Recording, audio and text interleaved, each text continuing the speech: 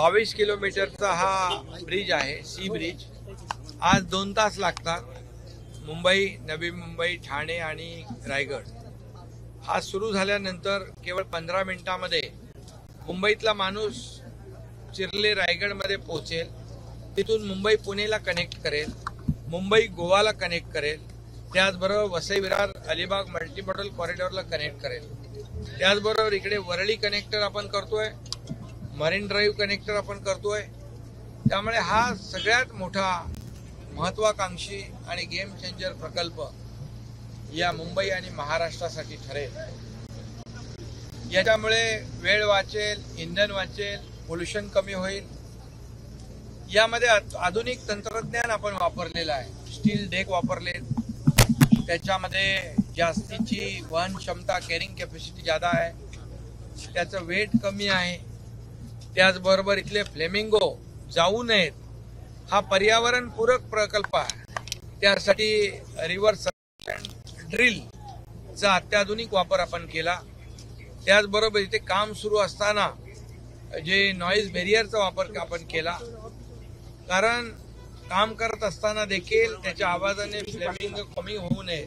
आजची परिस्थिती फ्लेमिंगो कमी नाही झाले, फ्लेमिंगो वाढलेले आहेत, मँग्रोव्ज वाढलेले आहेत. हे पर्यावरणपूरक, पर्यावरणाचा समतोल राखून हा आपण प्रकल्प केलेला आहे. खऱ्या अर्थाने यामध्ये एवढं स्टील आणि मटेरियल वापरलेलं आहे की 4 हावडा ब्रिज होतील, 6 स्टॅच्यू ऑफ लिबर्टीचं 6 त्याला लागणारं स्टील, त्याच्यामध्ये 6 स्टॅच्यू झाले, 17 आयफेल टॉवर याच्यामध्ये तयार झाले असते. आणि याच्यात जे वायर वापरलेली आहे तो 2 वेळा पृथ्वीला प्रदक्षिणा घालू शकतो, एवढं वायरचा वापर झालेला आहे.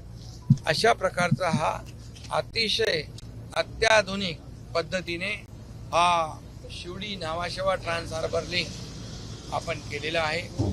याचा फायदा लाखो लोकांना होईल आणि याचं उद्घाटन आदरणीय प्रधानमंत्री नरेंद्र मोदी साहेबांच्या शुभ हस्ते 12 तारखेला होईल आणि हा लोकार्पण याचं लोकांसाठी खुलं होऊन जाईल. यामध्ये टोलच्या बाबतीमध्ये शिफारस रेकमेंडेशन 500 रुपयाचं होतं, 490 रुपयाचं, परंतु मंत्रिमंडळाने सरकारने ते 250 रुपयावर आणलं कारण लोकांना दिलासा मिळण्यासाठी. याचं कॅल्क्युलेशन जर कंपॅरेटिव्ह केलं तर जवळपास 7 लिटर पेट्रोल जर त्या मार्गाने गेलं तर लागतं.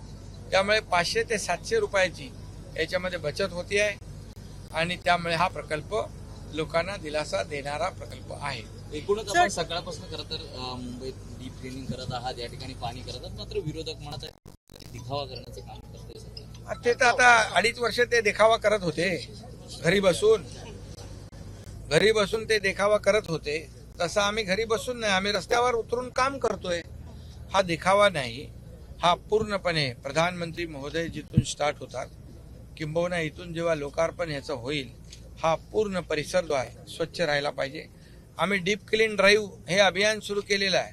या डीप क्लीन ड्राईव्हचाच हा एक भाग आहे. पलीकडे देखील, तिकडे देखील स्वच्छता सुरू आहे, ठाण्यामध्ये सुरू आहे, नव्या मुंबईमध्ये सुरू आहे. प्रधानमंत्री महोदयांचे जो कार्यक्रम आहे तो संपूर्ण नवी मुंबई देखील परिसर स्वच्छ आहे. हा देखील एक डीप क्लीन ड्राईव्हचा भाग आहे. हा अभियान जो आहे हा आम्ही फक्त मुख्यमंत्र्याचं अभियान नाही, मुंबई महापालिकेचं अभियान नाही, सरकारचं अभियान नाही, हे जनतेचं अभियान आहे.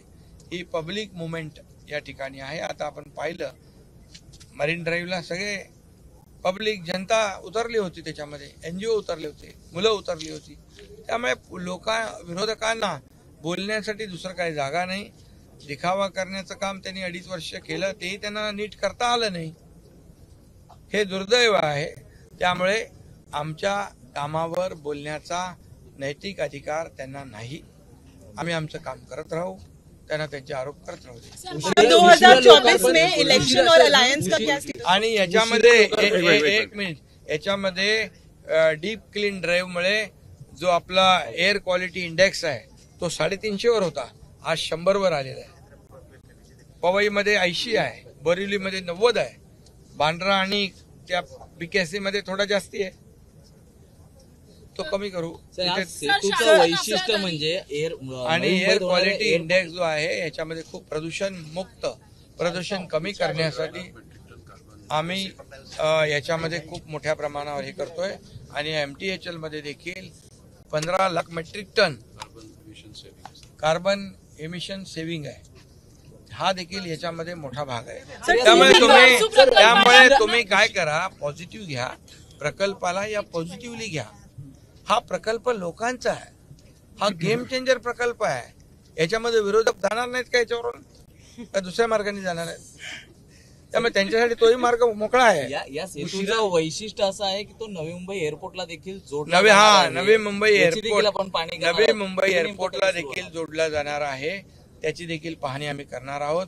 कारण मुंबई एअरपोर्ट आणि नवी मुंबई एअरपोर्ट याचं देखील अंतर कमी करणारा हा गेम चेंजर प्रकल्प. 4 व्हीलर के अलावा जो बाकी टोल 4 व्हीलर के अलावा जो बाकी सब गाड़ियां है वो भी वैसे ही प्रोपोर्शनेट उसका भी रेट कम हो जाएगा टोल पे. जो 4 व्हीलर को जैसे हमने कम किया है वैसे उसको भी होगा. किसी के ऊपर अन्याय नहीं होगा, क्योंकि ये फ्यूल सेविंग, समय की सेविंग, टाइम सेविंग, ये पोल्यूशन कम करने वाला ये गेम चेंजर प्रोजेक्ट है. तो इसलिए लोगों के बारे में भी हमारी सरकार ने सोचा है बिल्कुल. और इसलिए ये गेम चेंजर प्रोजेक्ट है. इसमें 2 घंटे की जगह 15 मिनट में पहुंचेंगे, समय बचेगा, यहाँ पोल्यूशन कम होगा, या एनवायरनमेंट का ध्यान रखते हुए काम किया है. या फ्लेमिंगो जो थे वो फ्लेमिंगो न जाए इसकी यहाँ से, इसलिए एडवांस टेक्नोलॉजी का इस्तेमाल किया. रिवर्स सर्कुलेशन ड्रिल का इस्तेमाल किया. वहाँ पर जो साउंड बैरियर का इस्तेमाल किया जब काम शुरू था. ये सब ध्यान रखा है. मैंग्रोव्स का ध्यान रखा है. और इसलिए फ्लेमिंगो कम नहीं हुए, फ्लेमिंगो बढ़ गए हैं. ऐसा ये पर्यावरण पूरक ये प्रकल्प है. 2024 में इलेक्शन है, तो आपकी अलायंस किस तरह से बनेगी अलायंस 2024? अभी MTHL पे हम चलते हैं. हा प्रोजेक्ट सुरू झाल्यामुळे आदित्य ठाकरेंनी टीका करत आहेत, त्याकडे कसं आपण उत्तर द्यायचं? अरे त्यांनी तर अरे कारशेड बंद केला, मेट्रोचं काम बंद केलं, त्यांनी अनेक प्रकल्प बंद केले, समृद्धी महामार्ग बंद करण्याचा प्रयत्न केला. त्यांना काय बोलायचा अधिकार आहे? ते विकास विरोधी लोक आहेत. त्यामुळे आम्ही विकास विरोधी लोकांवर बोलायचं आम्हाला आवश्यकता वाटत नाही. आम्ही या राज्याचा विकास करतोय आणि जे धडाधड प्रोजेक्टचं उद्घाटन होत आहे त्यामुळे पोटदुखी वाढली आहे, त्यांना वेगवेगळे आजार होत आहेत. त्यासाठी पण आम्ही बाळासाहेब ठाकरे आपला दवाखाना सुरू केला आहे ट्रीटमेंटसाठी मोफत.